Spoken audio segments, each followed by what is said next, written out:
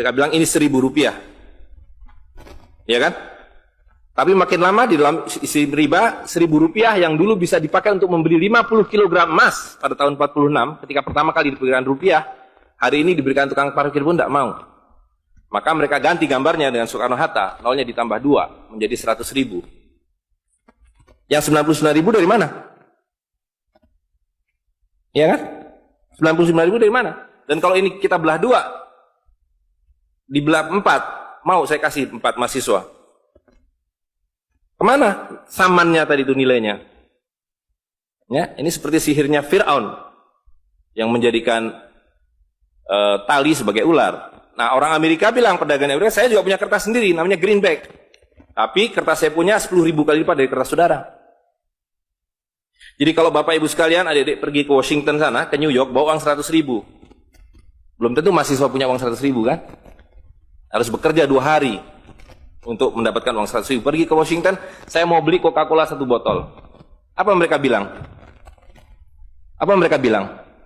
Ini kertas funny. This is funny paper. Gak laku. Tapi siapapun datang ke Ternate dengan $100, you punya cengkeh, berikan pada saya. Saya mau beli, you punya Coca-Cola, tapi saya minta 1 truk. Apa yang kita lakukan? Kita berikan Coca-Cola 1 truk, karena mereka bilang, mereka bisa yakinkan kita, selembar kertas mereka 10.000 kali lipat dari lembar kertas kita. Dan mereka bilang, kita punya kertas tidak laku, mereka punya kertas laku di seluruh dunia. Betul nggak? Dengan cara itulah seluruh cengkeh Ternate habis. Pala Ternate habis. Seluruh kekayaan Ternate habis, hanya diganti dengan byte komputer. Dengan cara itulah kemiskinan dan pemiskinan dilakukan oleh para bankir. Jadi banking is crime. And bankers are the criminal. Dengan sihir ini. Ya. Nah, dan ini baru satu fase. Saya minta satu tahap lagi untuk menjelaskan dengan uang kertas yang sudah merupakan kezoliman ini, ya, itu menjadi berlipat ganda zolimnya melalui banking system, di mana ini digelembungkan. Kalau tidak ada bank, kalau saya punya uang 100.000 dipinjam oleh Ustadz Nur, maka uang saya habis. Saya akan memiliki kembali kalau dikembalikan. Tapi dengan banking system, kalau uang ini saya hutangkan, dia beranak pinak 20 kali lipat. Uang 100 miliar kalau ditaruh di bank, maka bank detik itu mencatatkan dalam bukunya punya uang 100 miliar. Betul nggak? Dan itu dilegalisir oleh pemerintah, bahwa you boleh mengakui itu sebagai milikmu.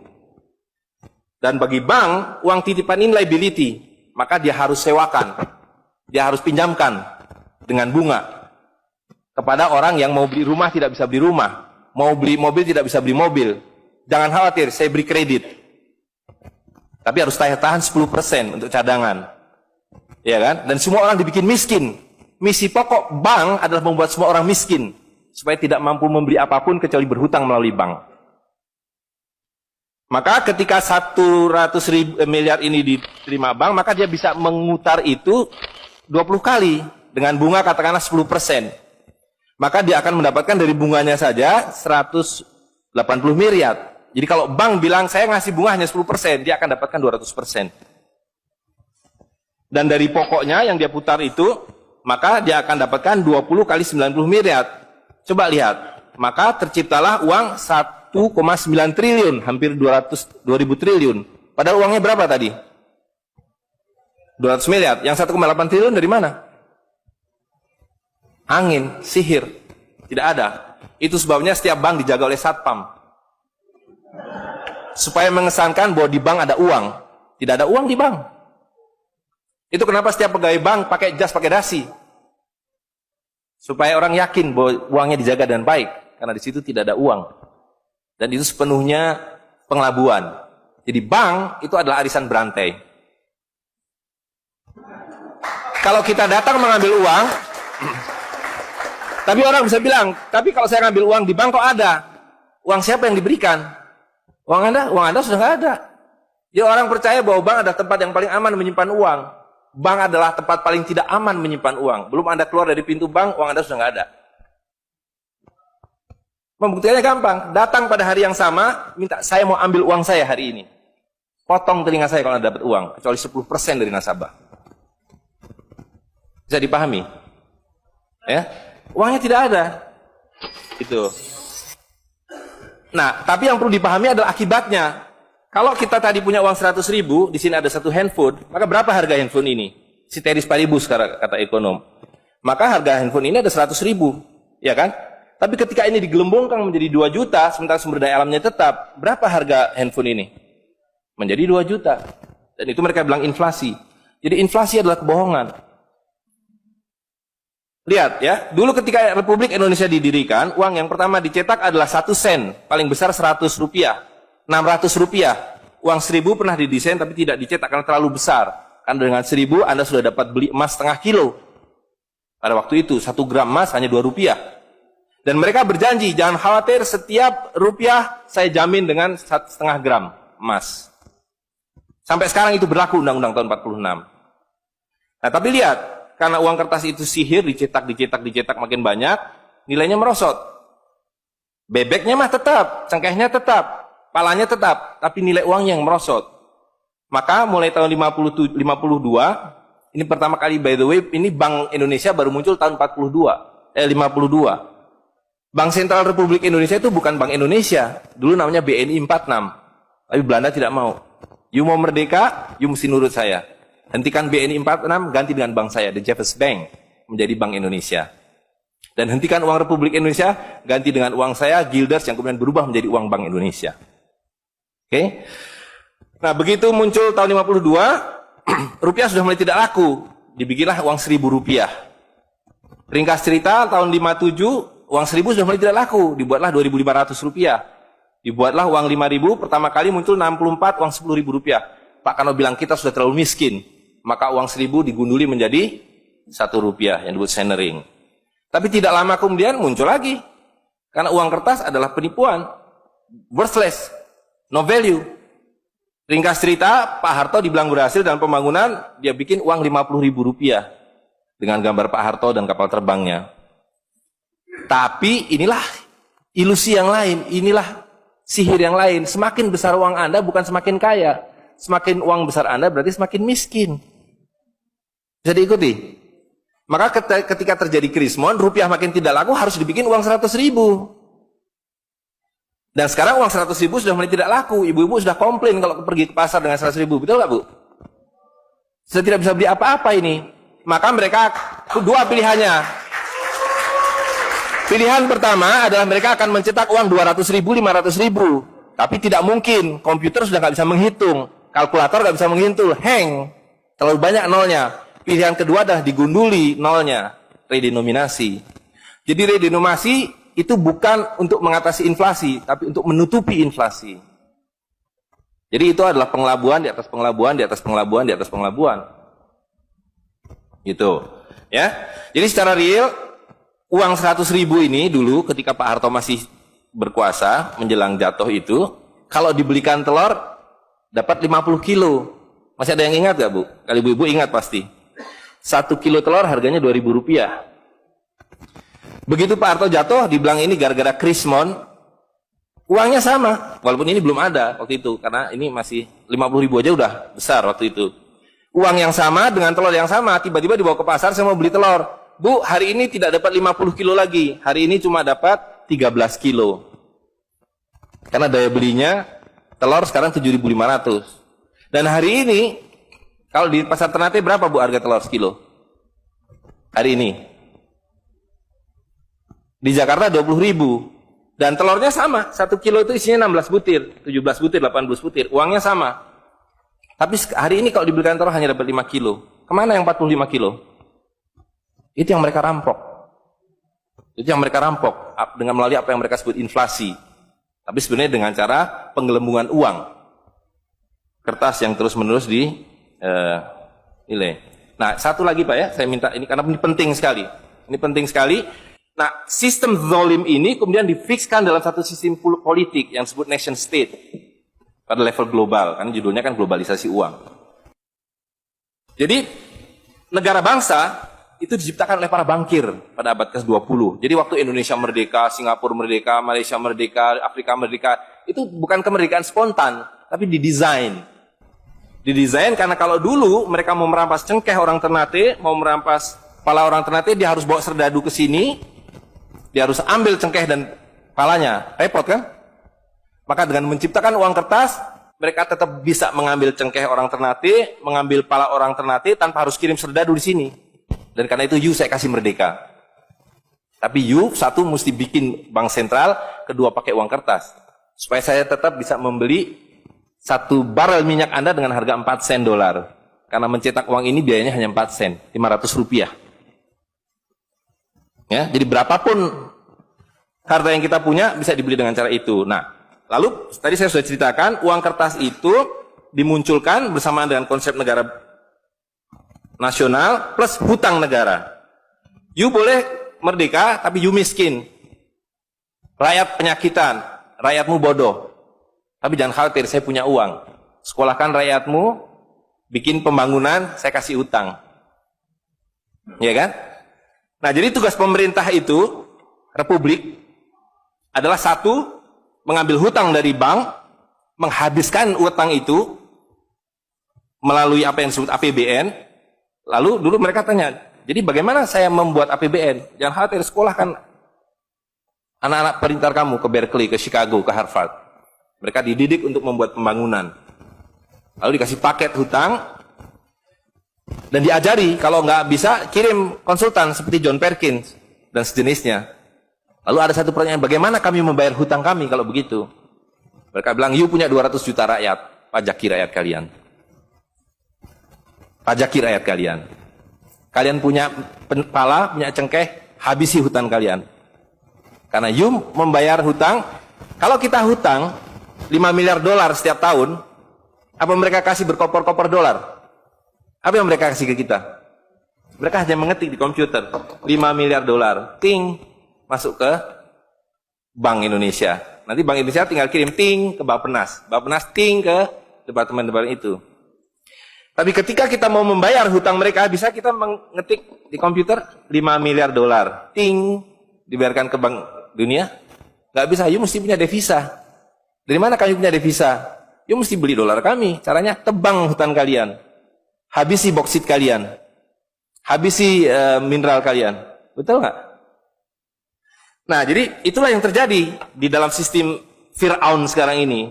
Bahwa pemerintah itu didesain hanya untuk mengambil hutang dari bank, menghabiskan melalui APBN dan proyek, kemudian memajaki rakyat. Karena itu pajak semakin hari semakin tinggi, semakin banyak, semakin tinggi, semakin banyak. Gitu. Nah, jadi kalau digambarkan, seperti ini, ya kan? Wilayah domestik nasional itu adalah demokrasi. Supaya kalau 5 tahun harus ganti. Kalau ada presiden, ada perdana menteri yang tidak nurut pada para bankir, out. Tapi para bankir tidak pernah berganti. Mereka turun-temurun, perusahaan swasta, anak beranak pinak. Ini kira-kira hanya 400 keluarga di dunia ini yang menguasai seluruh sistem keuangan dan politik. Jadi kita ini sekarang utangnya tiba-tiba sudah 2.100 triliun. Padahal tahun waktu Pak Harto jatuh itu utangnya hanya berapa? 50 miliar dolar. 500 triliun. Sekarang sudah 2.000 triliun. Dan begitu kurs dolar berubah, utang kita nambah. Gitu. Dan BI tidak pernah memenuhi janjinya. Karena tugas pokok BI adalah menjaga stabilitas kurs. Tidak pernah bisa. Dan tidak akan pernah bisa. Apapun yang dilakukan karena memang tidak ada nilainya. Gitu. Nah, jadi sebagai penutup, maka apa yang harus kita lakukan adalah membalik seperti yang mereka dulu lakukan. Yang mereka dulu lakukan adalah mengambil emas dan perak dari orang tua kita. Mereka lebur menjadi batangan, dia simpan di berangkas, dan kepada kita dikasih toilet paper ini, kata Mahathir Muhammad. Maka yang harus kita lakukan sekarang sebelum ini jadi apa? Oncom. Lebih berharga oncom. Tukarkanlah menjadi emas dan perak, menjadi dinar dan dirham, dan kemudian gunakan untuk muamalah. Karena Nabi sudah mengatakan akan datang satu zaman di mana semua yang kamu miliki tidak ada harganya, kehabisan nilai, kecuali dinar dan dirham, kecuali emas dan perak. Jadi kalau dilihat, ya dolar dalam dinar atau dinar dalam dolar dalam 10 tahun terakhir 2004 itu cuma 54 dolar. Hari ini sudah di atas 250 dolar. Dan lihat, menipunya uang kertas ya. Kalau kita pakai untuk menyimpan naik haji, kalau Anda menabung dolar, maka tiap tahun naik. Saya sudah hitung ini, dan ini valid sekali. Naik setiap tahun itu 3,5%. Kalau Anda menyimpan rupiah, setiap tahun naik 5%, nggak nyampe-nyampe. Tapi kalau Anda menyimpan dinar, maka dia akan turun 8% setahun. Jadi tahun 2000 naik haji butuh uang 21 juta rupiah. Kalau dinar butuh 71 dinar. Tapi hari ini kalau mau naik haji butuh hampir 40 juta rupiah. Dengan dinar cukup dengan 16 dinar. Jadi dulu kalau punya rupiah naik haji satu orang, sekarang sampai Dubai suruh pulang. Nggak cukup uangnya. Tapi dengan dinar dulu naik haji satu orang, sekarang bisa naik haji 4 orang. Dengan kata lain, kalau Bapak Ibu sekalian serahkan cengkeh Bapak Ibu sekalian dan menerima uang kertas, Anda 4 kali miskin. Detik itu juga dalam konteks ini. Maka serahkanlah cengkeh dan katakan, saya mau serahkan cengkeh, bayar kami dengan dinar. Bayar kami dengan dirham. Saya serahkan pala kami, bayar kami dengan emas dan perak. Saya tidak mau uang palsu ini, uang-uangan ini. Saya mau uang yang sebenarnya, uang dari Rasul SAW. Ya, gitu. Dan harga minyak ini palsu semua. Dibilang minyak naik turun naik, tidak ada yang minyak naik. Kalau dengan dolar dia naik terus, tapi dengan dinar dia flat. Sekali lagi, bahwa sumber daya alam itu terbatas, maka alat tukar pun harus terbatas. Jadi ketika kita menggunakan kertas ini digelembungkan. Tapi ketika Anda menggunakan emas dan perak, ini sama. Maka sekali dia punya alat tukar, nilai tukarnya dari zaman Rasulullah SAW seekor kambing, hari ini 1 dinar dapat seekor kambing. Zaman Nabi dapat seekor ayam 1 dirham, hari ini dapat seekor ayam. Tidak ada yang berubah. Sekali lagi pemiskinan itu adalah dibikin oleh sistem. Dan tadi sudah disampaikan bahwa dari tahun ke tahun, di dalam slide yang sebelumnya dalam penjelasan itu, bahwa dinar dan dirham itu selalu dicetak oleh para sultan. Jadi lihat, ketika para sultan berkuasa, para sultan berikan emas dan perak pada rakyat. Para sultan kemudian disingkirkan, diganti oleh para bankir, emas dan perak mereka ambil, diberikan kertas. Itu yang terjadi dari abad ke-19. Maka alhamdulillah pada hari ini kita melihat bahwa kesultanan sudah kembali dengan dinar dan dirham.